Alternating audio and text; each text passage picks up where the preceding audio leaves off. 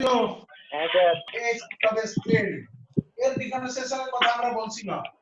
কি এই মিট করো যে এর নয় আমরা ই বেসের লগের ডিফারেন্সিয়েশন ফর্মুলা লিখছি কি ওটাকে অনেক সময় ফিজিক্সে ln লেখা হয় log of x to the base e is equal to ln of x এখানে বেস লেখার দরকার নেই ln মানে log to the base e ln এটা তোমাদের ক্যালকুলেটরে যখন যাবে তখন যে লগটা লেখা আছে ক্যালকুলেটরে সেটা হচ্ছে 10 বেসের লগ কি এটা জেনে রাখো যেমন ln 2 মানে হলো log of 2 to the base e এটাকে 2.303 into log of 2 is 10 এরকম কনভার্ট করতে হয় এটা যদি করি তাহলে এর ভ্যালুটা আসবে 0.69 এর ভ্যালুটা আসবে ln 2 log 2 এর ভ্যালুটা দেখে নেবে 0.693 হয় কি এটা করে দেখবে ক্যালকুলেটর দিয়ে দেখে নেবে 0.693 আসবে ঠিক আছে এটাকে চেঞ্জ করার যে ইয়েটা সেটা হচ্ছে ই বেসের লগ কে 10 বেসে নিয়ে যেতে গেলে 2.303 দিয়ে মাল্টিপ্লাই করতে হয় এটা জেনে রাখো কি হচ্ছে তাহলে log of x to the base e is equal to log of 2.303 into log of x to the base 10 আর এটাই হচ্ছে ln of x এই ফর্মুলাটা ln x মানেই এটা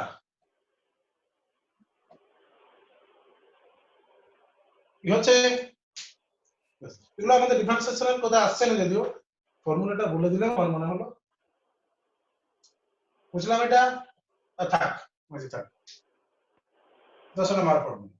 তাহলে log একটা বলা হলো ইনটু দি পাওয়ার একটা বলে নিয়েছি আর এবারে sin tan cos এর গুলোকে আমরা কয়েকটা বলে নিই তাহলে আমাদের মোটামুটি কাজ হবে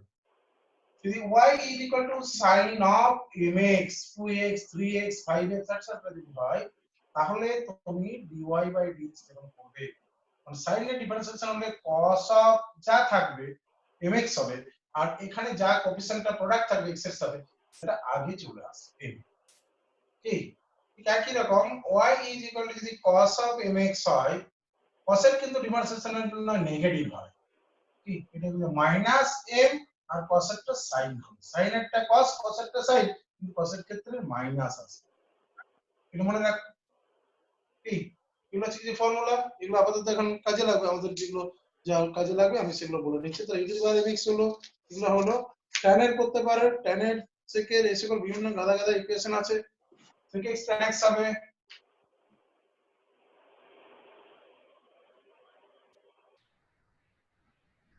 tan of mx এটা যদি তুমি dy by dx করো তাহলে হচ্ছে m sec x into tan x এরকম mx থাকলে mx ছিল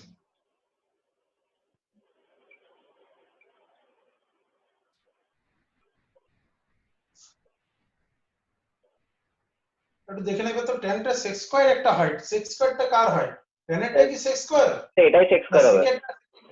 হ্যাঁ এটাই sec স্কয়ার হবে হ্যাঁ স্যার এটা sec x এর হলে sec x tan x হয় এইটা সেকেন্ড এই হ্যাঁ স্যার এটা sec x এর বলে ঠিক আছে হ্যাঁ স্যার ঠিক আছে একটু কারেকশন করে নেবে আর tan mx হবে tan of mx এটা হবে dy by dx যখন করবে তখন m sec স্কয়ার mx হবে 14 টা করে নি cosec এর করে y হলে যদি cosec of cosec mx হয় তাহলে cosec ও থাকলে মাইনাস তাহলে dy by dx এর ভ্যালুটা হবে minus m cot square cosec x cot x sorry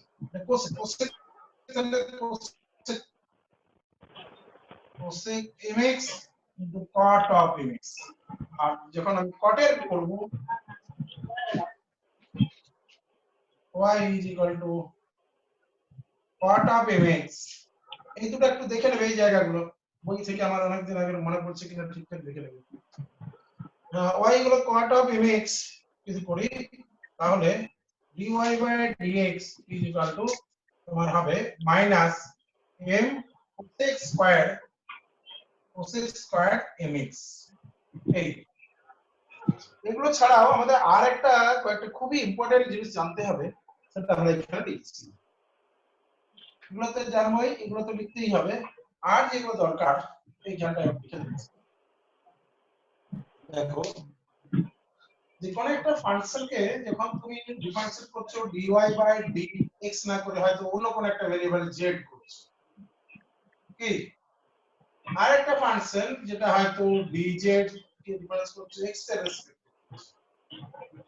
এই যদি প্রোডাক্ট নাও এটা কিন্তু তোমার dy by dx dy by dx কি এটা মনে মনে ভাবতে পারি যে ওই dz টা কেটে গেছে কি মনে মনে ভাবতে পারি dz টা কেটে গেছে কিন্তু ওই কাটাকুটির খেলা নয় এটা একটা নোটেশন এটা কাটাকুটির খেলা নয় কিন্তু এরকম মনে হবে তাহলে তুমি dy বাই dx কিন্তু যদি তোমার dx বাই dy হয় তাহলে নিশ্চয়ই সেটা 1 হবে অর্থাৎ dx বাই dy এর যদি ভ্যালু পেতে চাই dy dx যদি যারা থাকে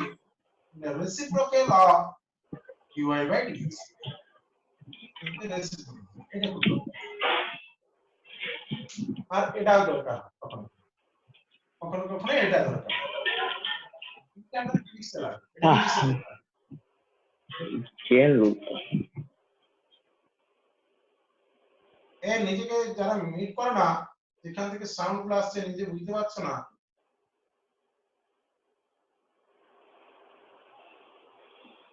এগুলো খুব দরকার হয় আরেকটা আমি বলে নিই যেমন ধরো কোন একটা ফাংশন যদি রিপিট করে তাহলে যদি y is a function of ধরো z আবার z is a function of x এরকম যদি হয় তাহলে তোমাকে এখানে dy by dz তুমি যেটা করে নেবে সেটা ddz of f of z করবে আর এইখান থেকে তুমি dy by dz by dx যখন করবে তখন ddx of f of x করে নেবে f of z z লিখবে f of z লিখবে এটা হলো যদি z টা তোমার x এর ফাংশন হয় এখন এই দুটোকে করে দেখতে পাচ্ছ নিচের অংশটা দেখতে পাচ্ছ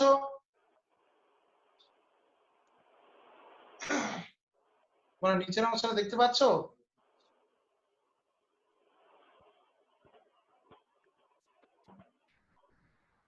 দেখো আরেকটু লিখে নিই তবে এটা তোমার হলো 8 নাম্বার এটা এই দুটোকে যদি আমি প্রোডাক্ট এই যার সাথে এই যে এটার সাথে এটার প্রোডাক্ট এটা এখানে লিখেছি এখানে লেখা আছে dy by z into dz by dx এটা এই দুটো যদি প্রোডাক্ট দিই তাহলে কি হবে dy by dx পাওয়া যাবে তাহলে dy by dx is equal to dy by dz into dz by dy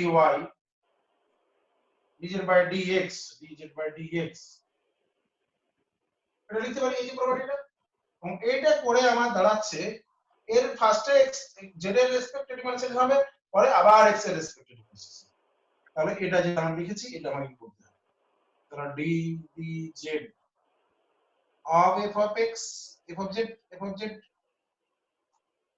into ddx of f of x ddx of f of x এটা হলো এই সুলগ্না আছে সুলগ্না এরা জানে না ক্লাস দিয়েছি বাস এরা তো আমাকে আলো জ্বালে দিবে সুলগ্না নেই মানে তো আমার অবস্থা খুব খারাপ হয়ে গেল এতক্ষণে মনে পড়ছে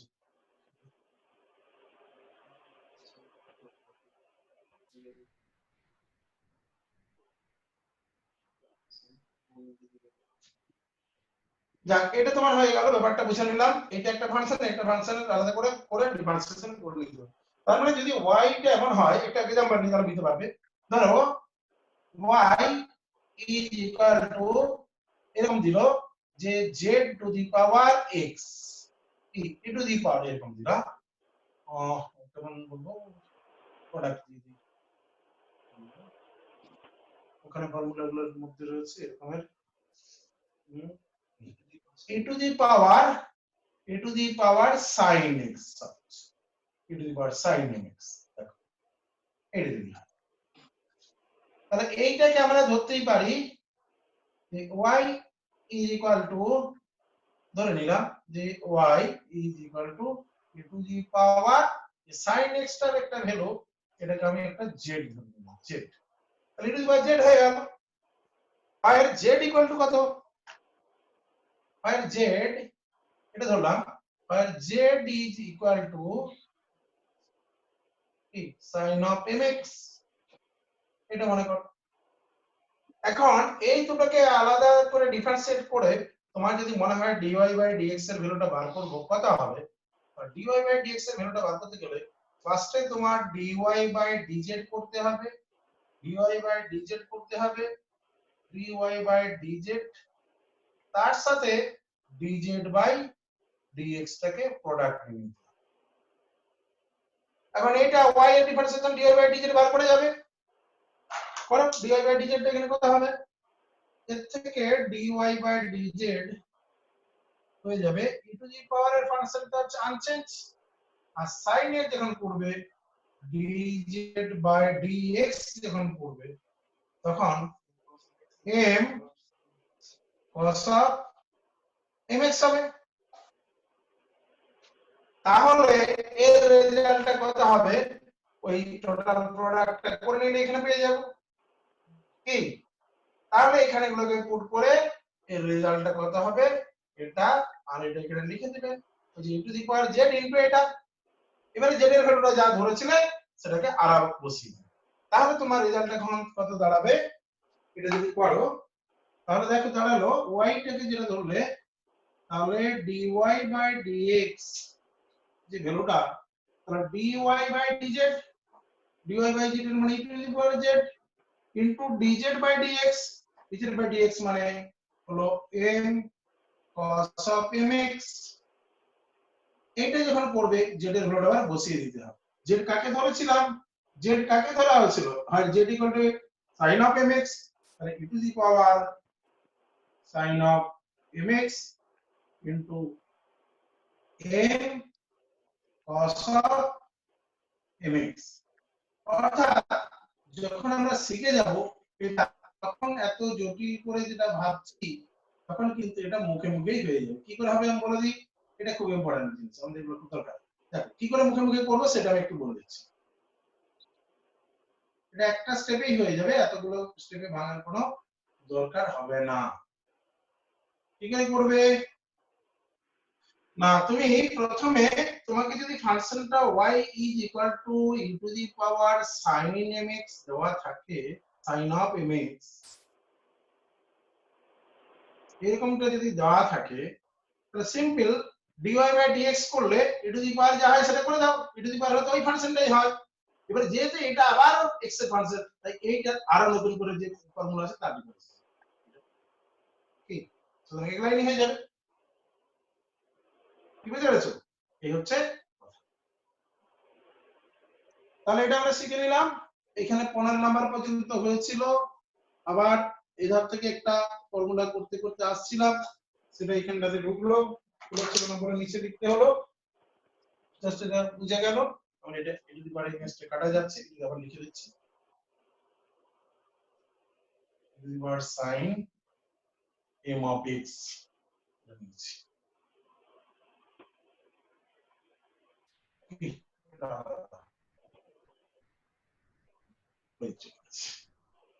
এটা হয়ে গেল 18 নম্বরের ফাংশন। এটা এরকম ভাবে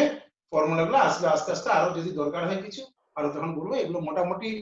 এখন এগুলো জেনে রাখি, এগুলো ডিফারেন্সিয়াল ক্যালকুলাসের ফর্মুলা হলো। কি এবার আমাদের দরকার ইন্টিগ্রাল ক্যালকুলাস, বুঝি দাও।